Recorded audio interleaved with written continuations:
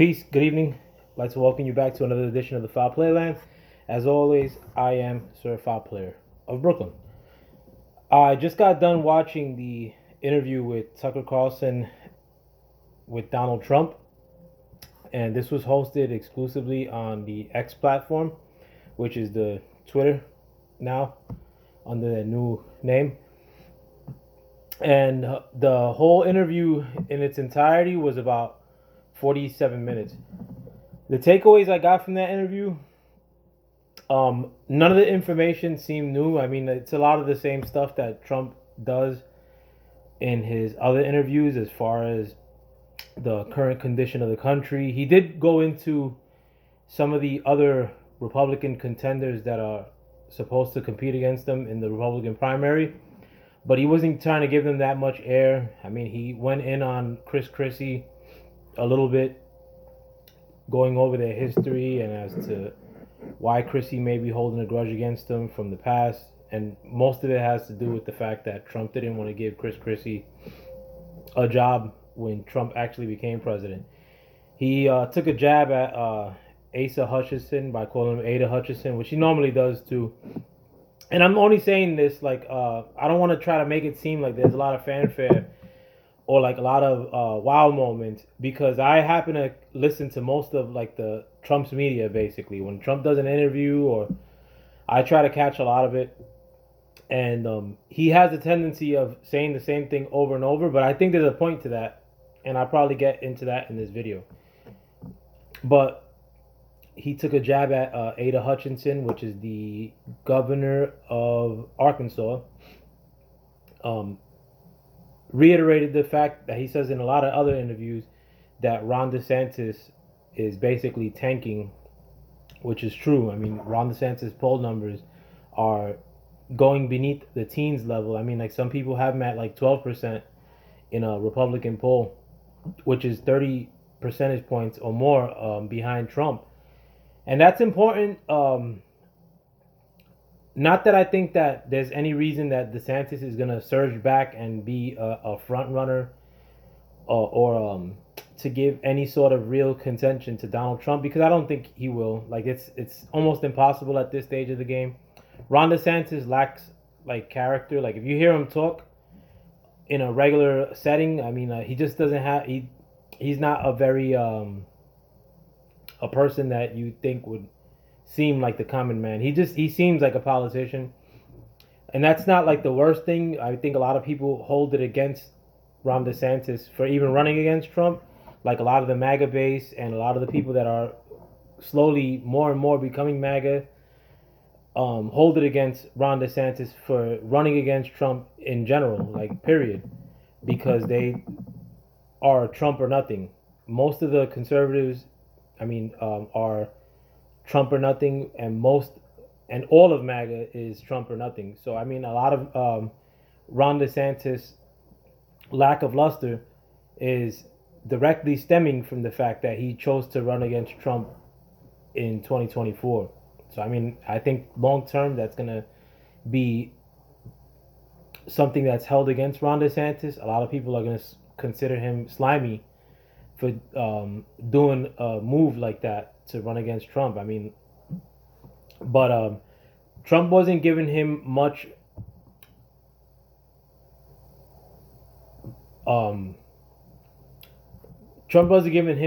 much attention within this interview as well.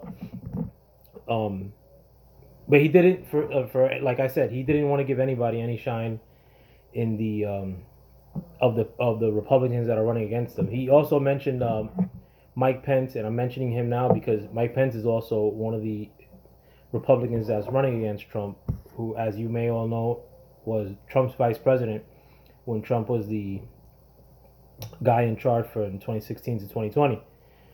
He mentioned the fact that Mike Pence could have sent I'm trying to be vague here, the slate of votes back to the legislators in the states.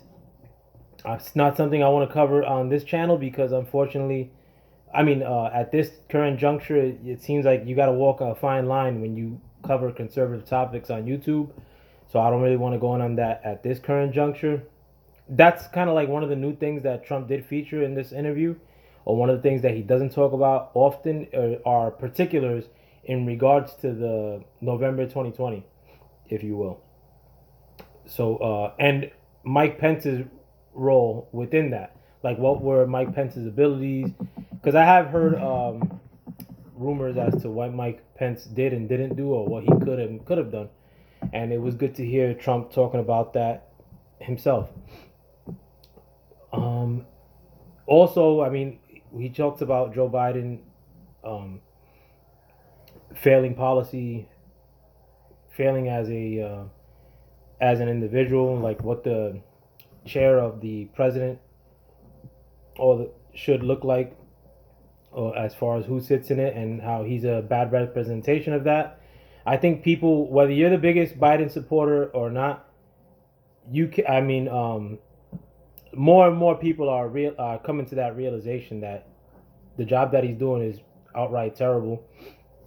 So I mean, and Trump usually talks about that when he has to discuss Biden, as far as the terrible job he's doing.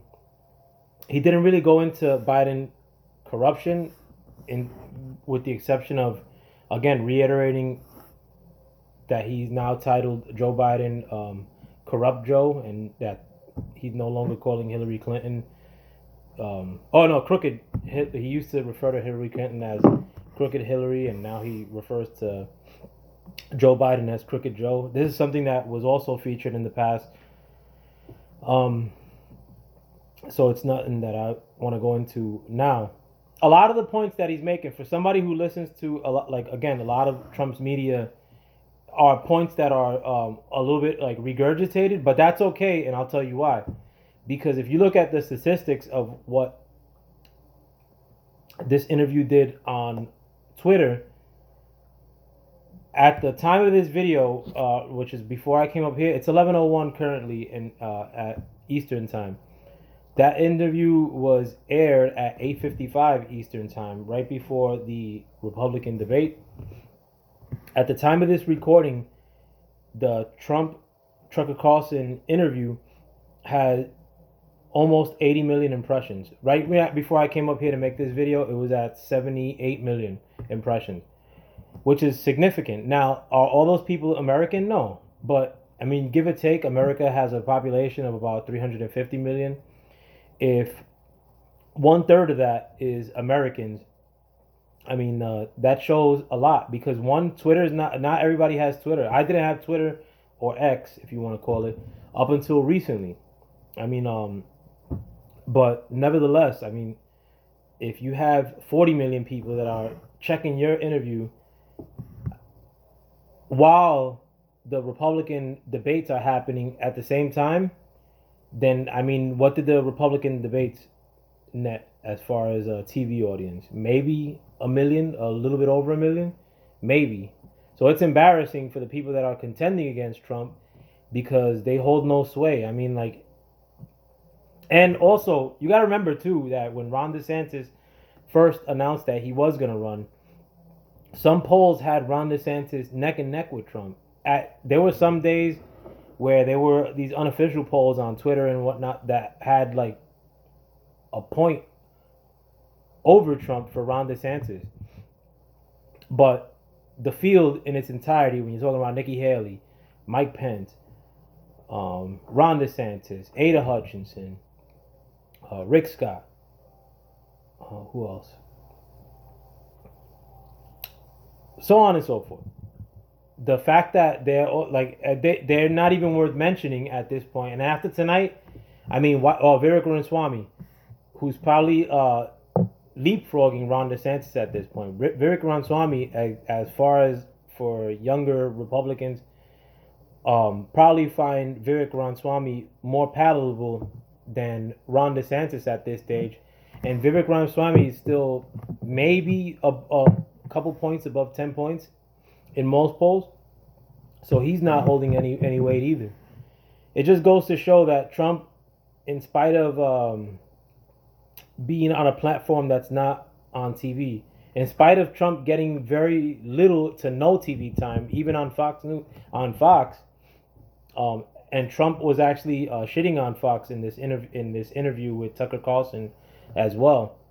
But in spite of all that, I mean, to have almost 80 million impressions, that's a lot of people. I mean, and to say that half of them are Americans, that might be underselling it. It might be far more than 80 million. I mean, more than half of those people, which would be more than 40 million people, to be Americans that tuned into this app, basically, as far as X, Twitter, being an app, to watch Donald Trump speak. You know what I'm saying? Like, so that holds major weight. But who knows? I mean, like, you're gonna have strong doses of Trump news today. I mean, like, because one, he basically shitted on the Republican debates on Fox, on anybody who's running against him in these Republican debates. But he's set to be indicted or arrested tomorrow, or turning himself in relation to the Georgia case, or the Georgia indictment, which was brought on by the Georgia District Attorney Fannie Willis. You also, a little bit underreported news is that the case regarding Trump's legal documents, which is related to Mar-a-Lago, has kind of been shut down as of today. I mean, like, that kind of like went under the radar. But you have Trump sort of winning, and as far as that case being tossed out by Judge Cannon in relation to Trump's legal document case, and it was tossed out more because of how it was done in a fly-by-night fashion by Special Prosecutor Jack Smith. But you also have the Trump turning himself in tomorrow, supposedly, going down. So Trump's basically, even though he's not getting any coverage by regular media or regular TV, if you will, CBS, CNN, Fox, ABC, whatever have you, even though he's not getting any traction on those networks because they've chosen to blackball him, or like tune him out altogether. Like, I guess that's the tactic that the mass media is going with at this current juncture. And even though that's happening, you still have a strong current of Trump happening all around the country and online, and it could only be a good thing. And another factor of this, as far as why Trump is resonating so strongly, is because something the media doesn't cover, and that's the fact that Joe Biden has been so shitty. I mean, let's be honest. Like, a lot of people, I mean, personally, I'm talking from my personal experience. I knew a lot of friends of mine, which most of my friends are from my background, Latino, Black, New York, Brooklyn. I'm from New York. I'm from Brooklyn. But a lot of my friends were Facebook politicians during Trump's whole tenure in 2016 to 2020. Now, a lot of them, post 2020, besides being jubilant that Joe Biden won, I mean, from 2021 to present day 2023, a lot of them refrain from talking politics, and that's because they know that their guy, Joe Biden, has been so shitty. I mean, like, you can't like paint it any other way. I mean, the guy lacks little inspiration. I mean, his mouth is agape all the time. His policy sucks. In New York City, I mean, like, I can't speak for anywhere else, but here in New York City, and where I currently live in New Jersey, I mean, you're starting to see immigrants like that weren't there recently. And I mean, I have my eye peeled for these things because I'm not asleep. But nobody enjoys that. I mean, people may tolerate that in small spurts. In my neighborhood, which is Sunset Park, Brooklyn, people are not tolerating that one iota.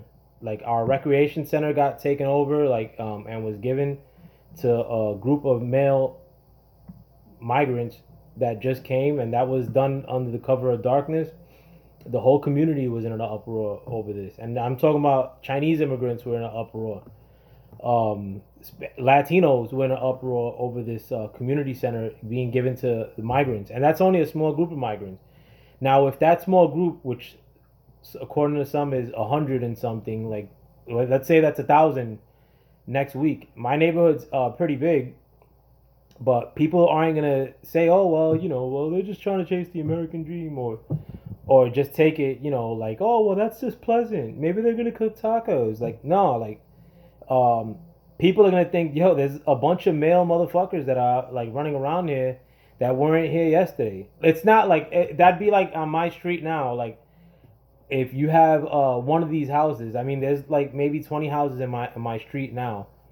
If you have one house that moves in a bunch of people into the one house, of course you're gonna take notice, and you're not gonna say, "Oh wow, like, nah, hooray, hooray, like now I get to make friends and shit." No, man, like that's not a natural reaction, and I think people are starting to notice that everywhere in America, like where the migrant problem is a severely bad one. Um, it's not nothing you take in stride, and it's nothing you could ignore either, and that's why they may not be people boisterously calling for Trump presidency, but on the low they are. On the low they are. Like a lot of my people in my friend group are now becoming part of MAGA, and that wasn't done in a very easy fashion. That was done in a begrudging and hard to admit they were wrong fashion. But no matter what, if they come late to the party, they're in the party.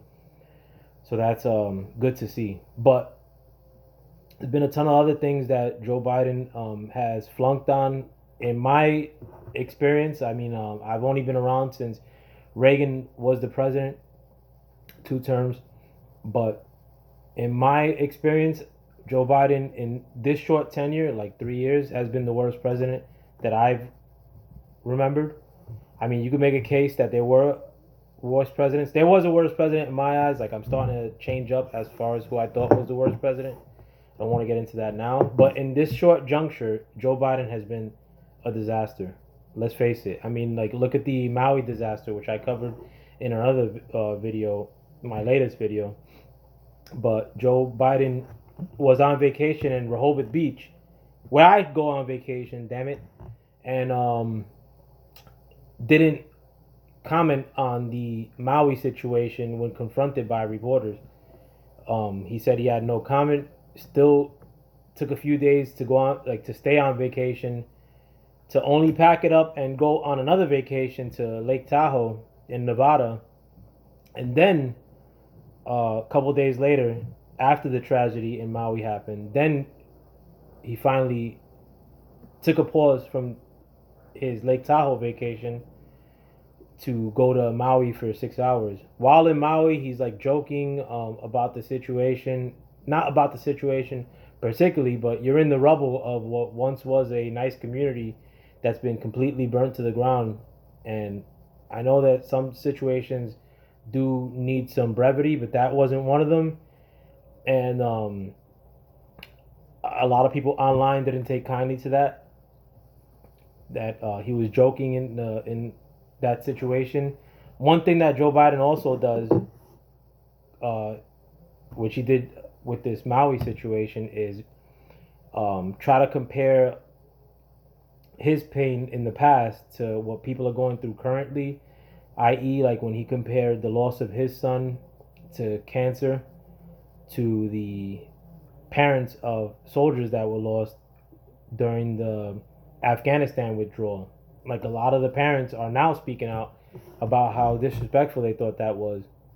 And he kind of did that same thing in relation to the Maui situation to compare some of the people that have lost their homes entirely to the time he had a fire in his house 15 years ago, which was contained to his kitchen. He mentioned that he almost lost his wife in that fire, his 67 Corvette, and his cat. Almost lost. Even though that fire was, now we know that was shut down in 20 minutes by the Delaware firefighters. but also it was contained to his kitchen strictly.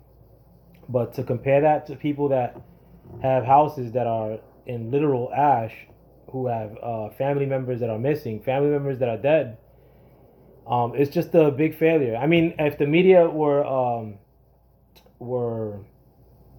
doing their job, they'd have a ton of things to talk about with that are negative when it comes to Joe Biden. But right now, the media is still talking about negative things in relation to Donald Trump, even though they choose not to give him much coverage. They only give him coverage when there's one of these made up indictments that fall apart, like today, and another indictment that's coming down the pipe for Georgia tomorrow. And I mean, I'm gonna give you guys a little bit of a what do you call that?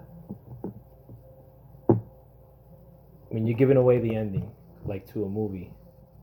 Spoiler is that Trump's not going to do time over any of these. And if Trump did any time for any of these things that they're lacing him with, as far as with criminal cases and whatnot, it'll only go to bolster Trump's presidency or presidential run in 2024. But in spite of that, it seems like the media will only cover Trump in a negative fashion, but will then go on to never cover Joe Biden, many hiccups and negative things that he's done while he's been the president. I'm not saying this because I'm looking out the window and it's scenic. I'm not saying this because I prefer Trump over Biden. No, I'm saying that because most people that talk about Biden, even in the hood where I live, like talk about him and they shit on him. But God forbid the media could be just and cover it like the people who talk about it. Now the media is either A, ignoring most of the things that Biden does, or B, bigging him up for things that he's doing and not doing. Like, I mean, there's very little positive you could draw from a Biden presidency, and I'm gonna get into that in another video. But you're not gonna hear about it in the media, and that's okay. I mean, it just gives Trump more of a grassroots enigma about him, even though he had the most votes ever for a president in his second campaign. But I mean, let the media keep giving you what they want. I mean, you could go and find real news on other platforms, not just mine, but there's tons of other ones. Not so much on YouTube, because YouTube kind of clobbers you when you cover things that are tinged in conservatism, but they could only cover their hands, the sun with their hands for so long. But let me know what you guys think. I'm gonna try to do another video tomorrow because you have this Georgia thing happening tomorrow. But there's a litany of things I want to talk about. I want to wait till I get one of my friends to come on live, so I could volley ideas back and forth with him. My man Deacon Dirty. I hope you guys check him out. His My Ninja News. My Ninja News. If you guys could, please subscribe to him or check him out. And with that, I hope you guys enjoyed. Peace.